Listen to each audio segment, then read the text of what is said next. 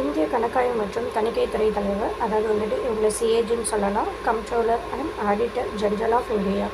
இவங்களுக்கான ஆர்டிக்கல் 148 151 இதான் இவங்களுக்கான ஆர்டிக்கல். தணிக்கைத்துறை தலைவரோட பதவி இந்திய அரசமைப்பின் மிக முக்கியமான பதவின்னு சொல்லிட்டு டாக்டர் பிஆர் அம்பேத்கர் அவர்கள் வந்துட்டு சொல்லியிருக்காங்க. பொதுக்கணக்கு குழுவின் கண்களும் காதுகளும் என்று பொதுக்கணக்கு குழுவோட கண்களும் காதுகள் என்று இந்திய சிஏஜியோட தலைவர்னு சொல்லிட்டு அழைக்கப்படுறாங்க. இந்திய நிர்வாக அமைப்பு முறையை ஆய்வு செய்த பால் ஆப்பிள் குழு 1953 இந்த பதவியை நீக்கிவிட வேண்டும் என்று பரிந்துரைத்தது. எனினும் இப்பதவியின் பயன் கருதி அரசியலமைப்பு சட்ட அந்தஸ்து கொடுக்கப்பட்டது. இப்போ மாநில அரசு, ஸ்டேட் கவர்மெண்ட். இந்திய அரசமைப்பு மத்திய மாநில அரசுகளுக்கான தனித்தனி நிர்வாக முறைகளை கொண்ட கூட்டாட்சி அரசாங்கத்தை வழங்குகிறது. மாநில அரசோட பகுதி 6 ஆர்டிக்கல் 152 237. பொதுவானவின்னு சொல்லலாம் ஆர்டிக்கல் 152. நிர்வாகத்துறை 153 167 வரைக்கும். மாநில சட்டமன்றம்னா 168 212. ஆளுநரின் சட்டமீற்றும் அதிகாரம்னா 213.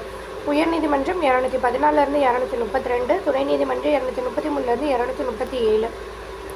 இப்போ பொதுவானவை ஆர்டிக்கல் 152ங்கிறது என்னென்னா, மாநில நிர்வாகமானது இந்திய ஆட்சி பணி, இந்திய காவல் பணி, சார்நிலை பணியாளர் மற்றும் மாநில அரசின் நிர்வாகிகளால் நிர்வகிக்கப்படுகிறது. இப்போ மாநில அரசையே நம்ம 3 வகையாக பிரிக்கலாம்: நிர்வாகத்துறை, சட்டமன்றம், நீதித்துறை. இப்போ மாநில அரசுனா 152 237 வரைக்கும். இப்போ நிர்வாகத்துறையோட ஆர்டிக்கல் 153 167. இதில் ஆளுநர் வருவாங்க, முதலமைச்சர் வருவாங்க, மாநில அமைச்சரவை, மாநில தலைமை வழக்கறிஞர் வருவாங்க. மாநில அரசு, அதாவது சட்டமன்றத்தில் சட்டமன்ற மேலவை, சட்டமன்ற மேலவை மற்றும் சட்டமன்ற கீழவை, அதாவது பேரவைன்னு கூட சொல்லலாம். நீதித்துறை, அடுத்து நீதித்துறை, அது கீழே உயர்நீதிமன்றம், அதுக்கப்புறம் துணை நீதிமன்றங்கள் இருக்குது. இப்போ மாநிலத்தோட நிர்வாகத்துறைனா 153 167. ஆளுநர் ஃபஸ்ட்டு ஆர்டிக்கல் 153 162 வரைக்கும் ஆளுநர். ஒவ்வொரு மாநிலத்திற்கும் ஒரு ஆளுநர் இருக்கணும்னு சொல்லிட்டு ஆர்டிக்கல் 153 சொல்லுது. 1956 7வது சட்டத்திட்டத்தின்படி ஒரு மாநிலத்தோட ஆளுநர் 2 அல்லது அதற்கு மேற்பட்ட மாநிலங்களின் ஆளுநராக நியமிக்கப்படலாம்னு சொல்லிட்டு இந்த சட்டத்திட்டத்தின் மூலமாக சொல்கிறாங்க. இவருக்கு இருக்கக்கூடிய சிறப்பு என்னென்னா, மாநிலத்தோட முதல் குடிமகன், மாநில அரசின் அரசமைப்பு தலைவர், மாநிலத்தின் பெயரளவு தலைவர், குடியரசுத் தலைவரின் முகவர், மாநில அளவில் அவசர சட்டங்களை பிறப்பிப்பவர். 154 ஆளுநரோட நிர்வாக அதிகாரத்தை பற்றி குறிப்பிடுகிறது. இதெல்லாம் அவருக்கான ஆர்டிகல்ஸ். உங்களுக்கான ஊதியம் மற்றும் படிகள்னு பார்த்தா, ஆளுநரின் ஊதியமும் படிகளும் அவரது பதவி காலத்தின் போது குறைக்கப்படாது. 1986 இது நடைமுறையில் இருக்குது. 2023 ஜூன் மாத நிலவரப்படி ஆளுநரோட சம்பளம் ரூபாய் 3,50,000 உள்ளது.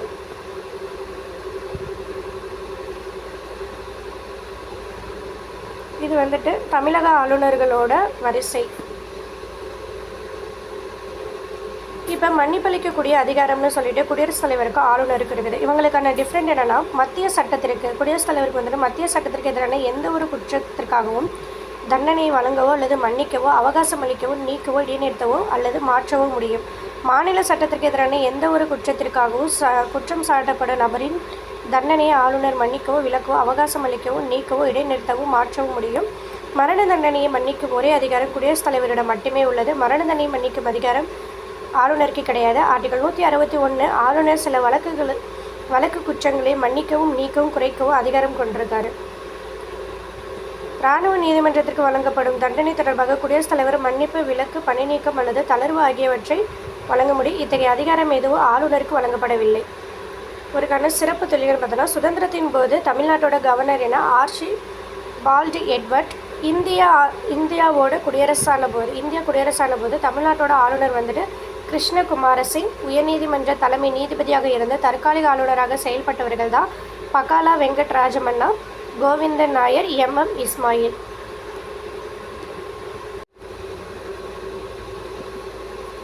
அடுத்து முதலமைச்சர். அரசமைப்பால் அமைக்கப்பட்ட பாராளுமன்ற முறையில் அமைந்த அரசில் ஆளுநர் மாநிலம் பெயரளவு நிர்வாகியாகவும், முதலமைச்சர் உண்மையான நிர்வாகியாகவும் உள்ளனர்.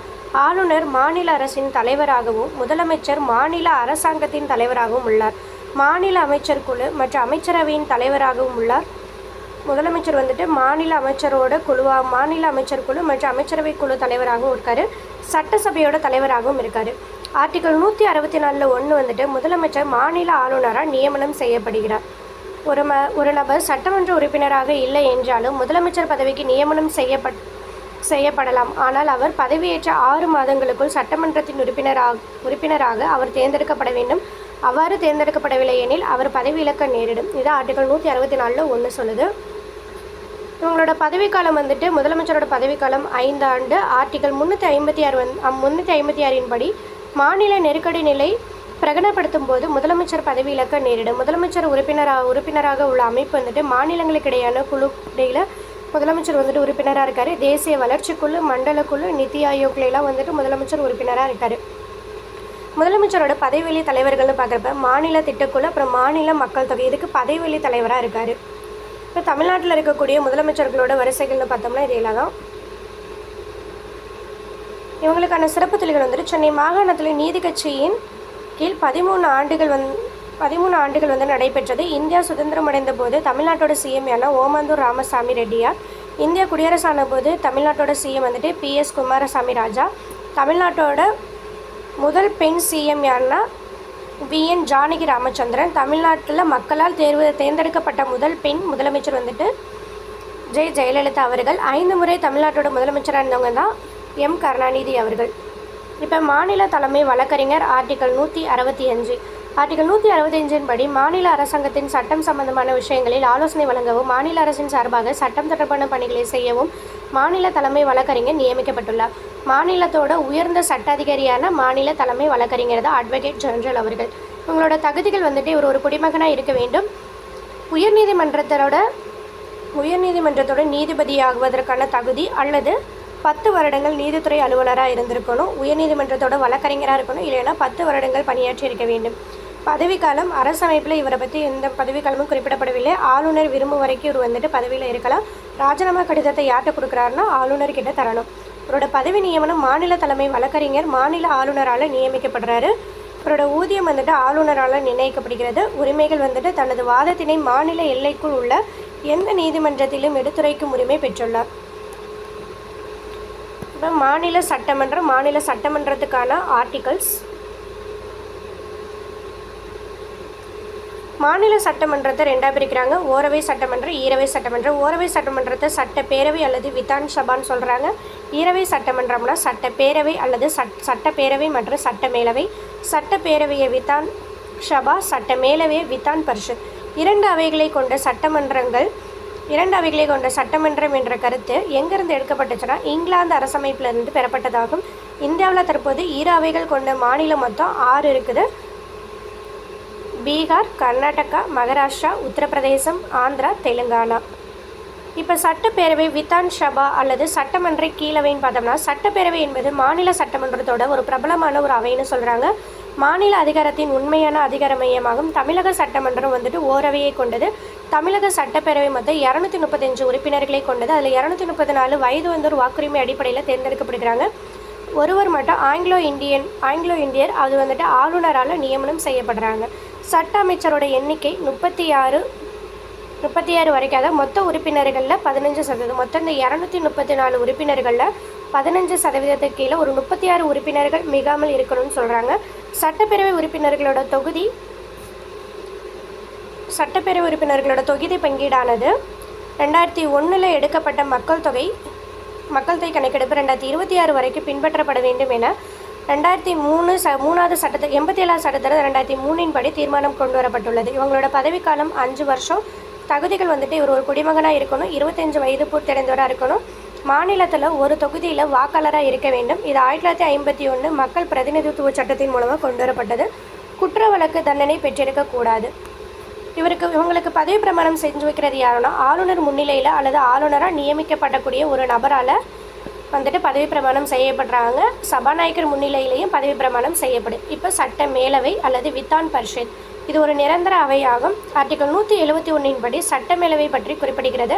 சட்டமேலவை உறுப்பினர்களோட எண்ணிக்கை அம்மாநில சட்டமன்ற உறுப்பினர்களோட எண்ணிக்கையில் 1/3 பங்கு மிகாமல் குறைந்தபட்ச எண்ணிக்கையில் 40க்கும் குறையாமல் இருக்க வேண்டும் என ஆர்டிகல் 171 1 வந்துட்டு குறிப்பிடுகிறது. இவங்களுக்கான தேர்தல் அடிப்படையில் எப்படி தேர்ந்தெடுக்கப்படுகிறாங்கன்னா 6/5 பங்கு வந்துட்டு மறைமுக தேர்தல் மூலமாகவும் 6ல் 1 பங்கு உறுப்பினர்கள் ஆளுநரால் நியமனம் செய்யப்படுறாங்க. 3ல் 1 பங்கு உறுப்பினர்கள் உள்ளாட்சி அமைப்பு பிரதிநிதிகளால் நியமனம் செய்யப்படுறாங்க, தேர்ந்தெடுக்கப்படுறாங்க. 3ல் 1 பங்கு உறுப்பினர்கள் சட்டப்பேரவை உறுப்பினர்களால். 12ல் 1 பங்கு வந்துட்டு பட்டதாரிகளால். 12ல் 1 பங்கு இடைநிலை ஆசிரியர், கல்லூரி, பல்கலைக்கழக ஆசிரியர்களால் வந்துட்டு தேர்ந்தெடுக்கப்படுறாங்க.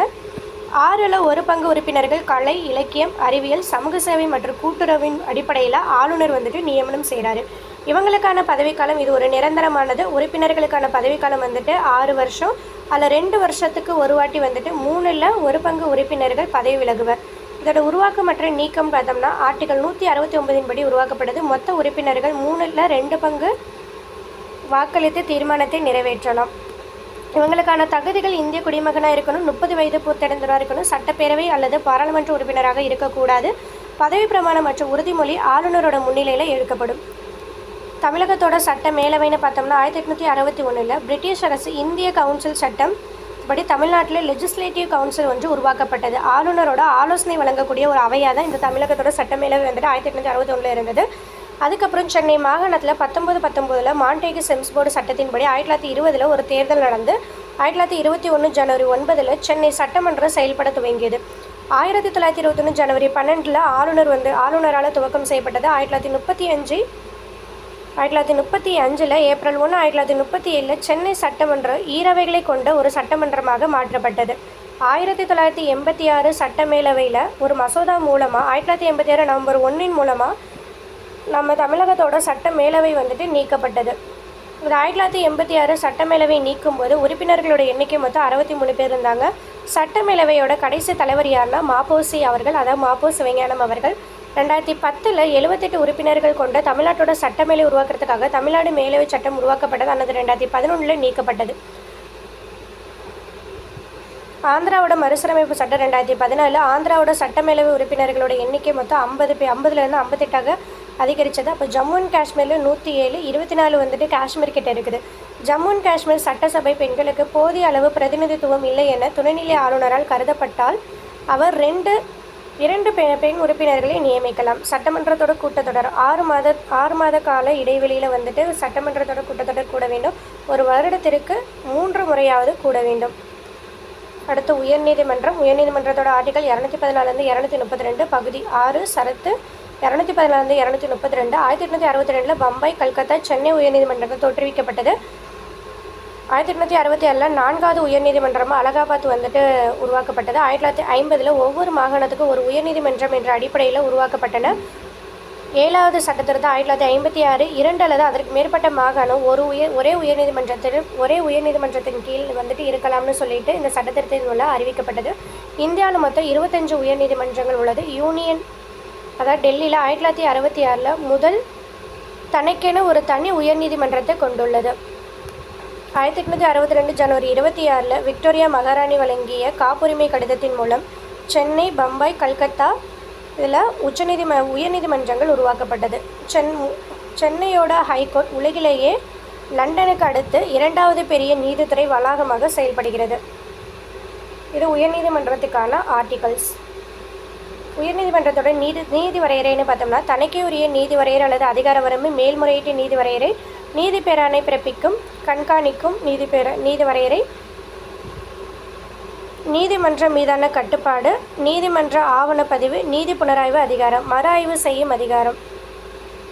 உயர்நீதிமன்றத்திற்கு நீதிமன்ற பதிவேட்டில் உள்ள அதனுடைய தீர்ப்பு அல்லது கட்டளை அல்லது முடிவினை மறு ஆய்வு செய்யும் அதிகாரம் அரசமைப்பில் வழங்கப்படவில்லை. உச்சநீதிமன்றத்திற்கு மறு ஆய்வு செய்யும் அதிகாரத்தை அரசமைப்பு வழங்கியுள்ளது. அதான் வந்துட்டு மறு ஆய்வு செய்யக்கூடிய அதிகாரம் உச்சநீதிமன்றத்திற்கு மட்டும்தான் இருக்குது, உயர்நீதிமன்றத்திற்கு இல்லை. உயர்நீதிமன்றத்தோட முதல் பெண் தலைமை நீதிபதி யாருன்னா லீலா செத். முதல் பெண் நீதிபதி மற்றும் உயர்நீதிமன்றத்தின் முதல் பெண் நீதிபதி யாருன்னா அண்ணா சாண்டி. இந்தியாவின் முதல் மின்னணு உயர்நீதிமன்றம் எங்கே இருக்குன்னா ஹைதராபாத்தில் இருக்குது. ஆந்திராவோட மறுசீரமைப்பு சட்டம் 2014 படி ஹைதராபாத் உயர்நீதிமன்றம் தெலுங்கானா உயர்நீதிமன்றமாக செயல்பட்டு வருகிறது. முதலில் குற்றம் சுமத்தப்பட்டு 6 மாத காலம் சிறை தண்டனை பெற்ற கொல்கத்தா உயர்நீதிமன்ற நீதிபதி தான் கர்ணன் 2017. Thank you case. இன்னைக்கான மாநில ஸ்டேட் கவர்மெண்ட் பற்றியான கிளாஸஸ் முடிஞ்சிருச்சு. அடுத்து ஊராட்சி அமைப்பு வந்துட்டு பார்க்கலாம். இந்த சேனலை சப்ஸ்கிரைப் பண்ணாமல் சப்ஸ்கிரைப் பண்ணிக்கணும். கூட பண்ணி